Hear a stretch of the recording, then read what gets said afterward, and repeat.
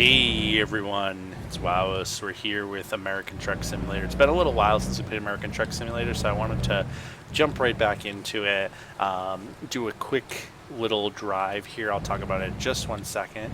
We're just pulling in here to pick up our cargo. Free markets. So we're going from Ruton to Socorro. We're dragging some construction equipment. I hope I have enough time. 6 hours before my next rest stop. Hopefully that's enough. Where is this? So I need to zoom in. It's hiding back here. They always make these such a pain to pick up. Well, I guess that's the challenge of the game. But anyway, on my channel, I primarily play Blizzard games like Hearthstone, Heroes of the Storm, but American Truck Simulator is, for me, just a fun game to kind of de-stress. It gives me an opportunity to chat about stuff that I might not have time or inclination to otherwise. Less strategy. I'm by no means a pro at this game. It's just a game I play for fun, but I put a number of hours into it. It's something that I'm trying to get back into with the state of Washington coming out soon. I haven't played a ton since probably the Christmas time. You can see I still got my Christmas tree up there from the Christmas event that they had going on. And those events tend to be when I sort of plow through and play a lot of both this and Euro Truck, although I don't play Euro Truck nearly as much as American Truck. Probably because I'm American and that's just my inclination to drive on the right side of the road. No pun intended. So yeah, we're heading down. Let's see, we've got about a 5-hour trek down there, which is just enough time for the amount I have before my next rest break that I need to take. So that's great.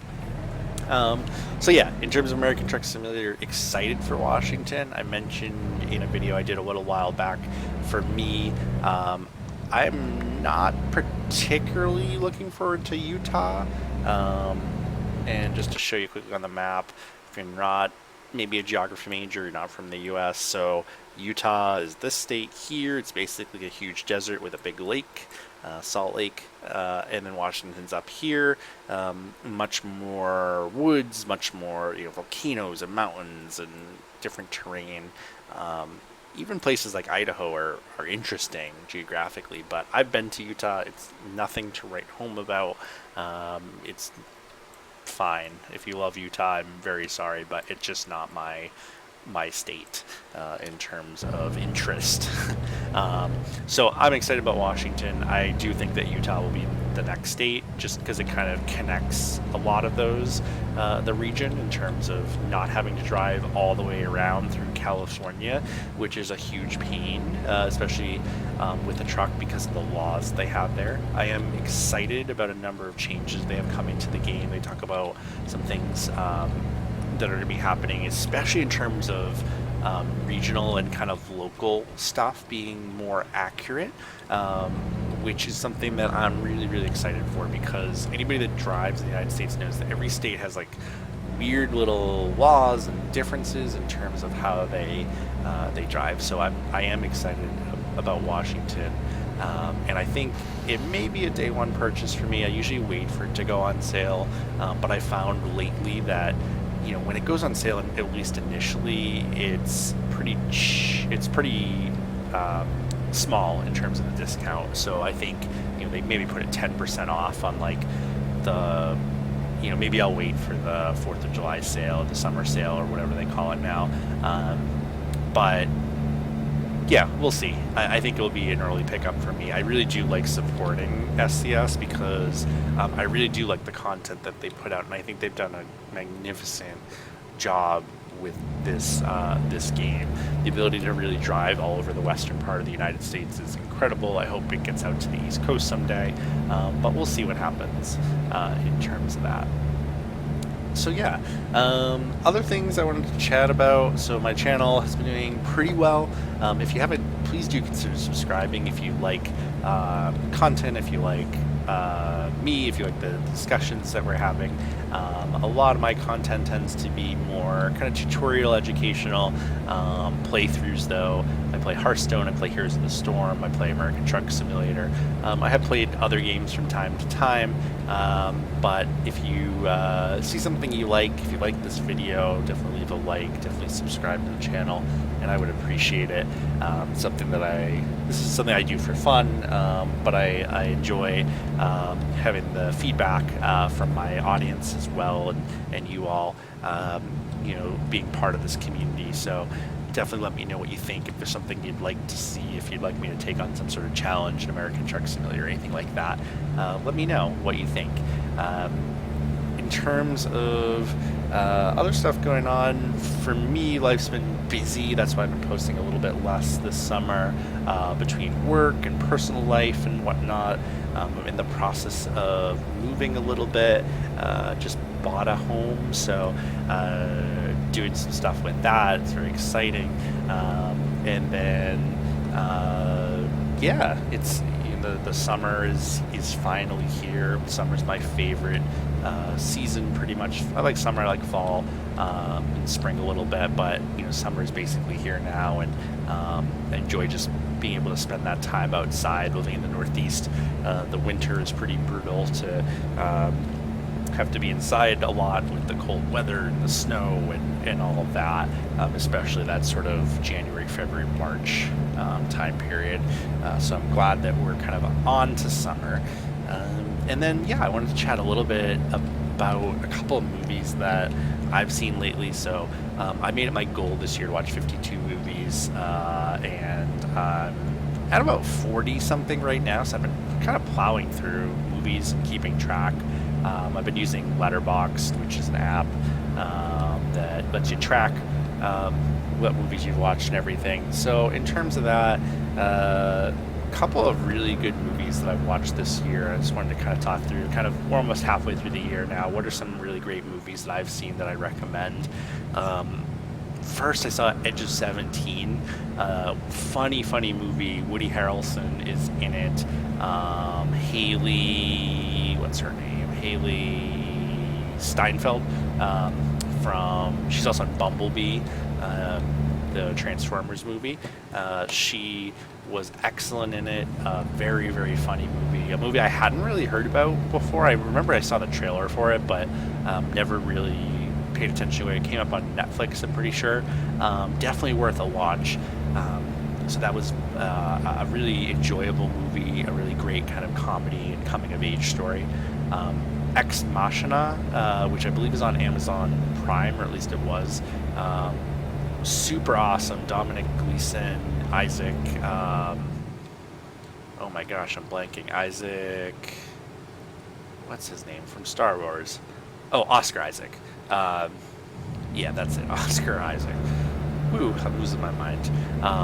Super interesting sci-fi movie about a guy who's trying to create a robot that can pass the Turing test of people don't realize that it's a robot. So kind of a creepy, let's slow down here, I realize I'm going way too fast. Creepy sci-fi movie, but I thought it was really interesting, and my kind of sci-fi. I love that kind of thought-provoking movie, so definitely recommend that one. I saw this year Schenectady, New York, which is stars Philip Seymour Hoffman. Very strange movie, but I found it really interesting. Some of the and I won't get into all the details of the plot or whatnot, but there's just a lot, the world building in it to me is fascinating. Some of the stuff that they show is going on. They don't really describe a lot of what's going on in the world outside of what's happening in the movie, but you pick up on these different things that are very different than the world today. And I think they did a great job with that. Some other great movies I watched this year. I saw Whiplash for the first time. Just a stellar performance. J.K. Simmons there as an instructor. Just well deserving of the accolades and awards that he won with this movie. Really, really enjoyable film. So I definitely recommend picking that up, seeing that if you haven't. What did I what else? Star is Born was pretty good. I watched that recently. Not surprising. I mean, there's been like 4 of them, and they all basically have the same thing. Really great music, really great performance by Lady Gaga, both singing and acting. Definitely worth checking out. And then, Three Identical Strangers, the documentary. I saw it. I think it was on CNN, but I saw it on Hulu, and talks about these 3 identical triplets who find each other and don't realize it, and it just takes some really interesting twists and turns that will make you go, what on earth is going on here? How could this happen? So I definitely recommend that if you're into documentaries. Probably one of the best documentaries I've seen. At that one, I saw Free Solo. Free Solo was very, very beautifully shot, beautifully well done. The characters, or they're not characters, people in it are interesting. They're not. I have a lot of don't want to hit the police concerns about their mental well-being and all that, and some of the decision making. But it is what it is. It beautifully shot though. The last sequence when he makes the climb is incredible. One of the coolest things I think ever shot. But I actually think Three Identical Strangers is a better film. But I can understand why Free Solo got a lot of credit, a lot of acclaim, and that sort of thing. Some other good movies I saw this year. Get Out was particularly interesting. I heard so many good things about it, and didn't have a chance to watch it until kind of early this year. And it was really creepy, and really great if you like kind of like a psychological thriller kind of horror movie type thing. So definitely recommend seeing that. The best movie I've seen in theaters by far was Avengers Endgame. I think that was a near perfect film. I talked about Avengers a little bit in one of my other videos, but it just was so well done. To me, really the perfect Avengers and Marvel movie, and the perfect culmination of everything. I mentioned Bumblebee. I also saw that this year. I thought it was the best Transformers movie that's come out, and I want to see more of that universe. I mean, I guess it's the same universe or whatever, but the way that it was shot, the way that it was done, was what I wanted the other Transformer movies to be. And I think, for me, one of the biggest struggles I always had with the Bay ones was that it was very difficult to, in the cartoons when I was growing up, you could always tell who was who, because they had unique color schemes and all of that. And they did it a little bit as time went on with the other Transformer movies. But this one, it was like super clear who each of the Transformers was. They each had like a unique style and look and color scheme. And it just was a really fun movie and enjoyable movie. I gotta slow down again. I'm going way too fast. I plowed through all of the Mission Impossible movies, and so I'd seen the first 2 when they came out, and then I just kind of fell off the bandwagon as I got older. And I always really, really liked the first one. I think, to me, it's like a great action film that was like smart too. And then I went through the remaining couple, starting at 3 and going through Fallout. And I have to say, Fallout is probably the best of the Mission Impossible movies. And it's probably one of the best action movies that's come out in the past, 20 years. It's super, super intense. The fight scene in the bathroom was awesome. Some of the stuff that he did, Cruise just doing all of his own stuff was incredible. But I definitely recommend that in terms of that. And then I just watched the thing on Netflix that just dropped recently, the Bash Brothers special by The Lonely Island. I guess it's not really a film, it's like a 30-minute thing, but that's definitely worth watching too if you're a fan of baseball, a fan of the Lonely Island type stuff. But just a comedic rap album starring Jose Canseco and Mark McGuire, just superb. There's been some movies that have disappointed me a little bit. So I saw Creed 2, and I didn't think it was as good as a lot of people had said. I really love Rocky 4. It's one of my favorites in terms of those movies. But to me, it just seemed very repetitive, very it was trying to be Creed again. I didn't get a ton out of it. I know a lot of people really enjoyed it, but for whatever reason, for me, it just didn't do it. Wasn't my favorite. I saw some interesting, weird movies that aren't the best movies, but I thought they're worth mentioning and maybe worth a watch. See You Yesterday. I think it was See You Yesterday. See You Yesterday. I think it's called. Or See You Tomorrow. See You Yesterday. Yeah, it's on Netflix about these two kids that time travel back in time and it's kind of like a time loop thing where they keep going back to the same day and trying to like fix stuff, but then it keeps like getting worse and worse. It's really cool time travel movie, but the production value is very low, in my opinion. So an awesome, it's like one of those movies, if you really like an interesting concept, it's great. The execution was a little bit lacking, but definitely worth potentially a watch if you're into time travel. And I love time travel movies. The other time travel movie I watched was The History of Time Travel, which was it's on Amazon Prime. It's interesting. So it's basically like a docu-series type thing of, it's like a History Channel show talking about how time travel was invented. And I won't get into there's a potential big spoiler with it. Maybe I'll do another video about this at some point. I don't know. I don't think there's that many people that want to hear about the history of time travel, but it's I find it very clever, some of the stuff that they did later on in the film as the film went on. But it was a really interesting concept of oh yeah, time travel happened, and let's talk about how it's kind of screwed everything up and changed everything and all of that. So again, if you like time travel, it's not like a time travel movie. It's like a documentary, like a fake documentary about oh yeah, time travel happened. That's no big deal. So it was kind of interesting, but again, kind of low production values. It's another cool concept movie, but not the best execution. But can be enjoyable if you're looking for just something to watch.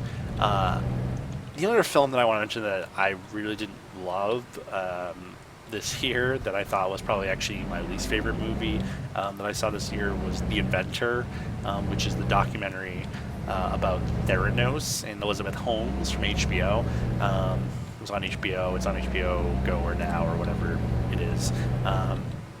You are better off, and I have read the book Bad Blood by John Carreyrou from the Wall Street Journal. His book is 100 times better than the film. The film was interesting, and it's like a good Cliff Notes version of the book. But the book I found to be much, much more enjoyable. Maybe it's, you might enjoy it more if you haven't read the book, but having read the book, it goes into a lot more detail, and I just found it much more interesting. Bad Blood was by far the best book I read last year, and I would highly recommend it. But the documentary I thought was just okay. It was nothing special. It probably was my least favorite thing that I've watched this year.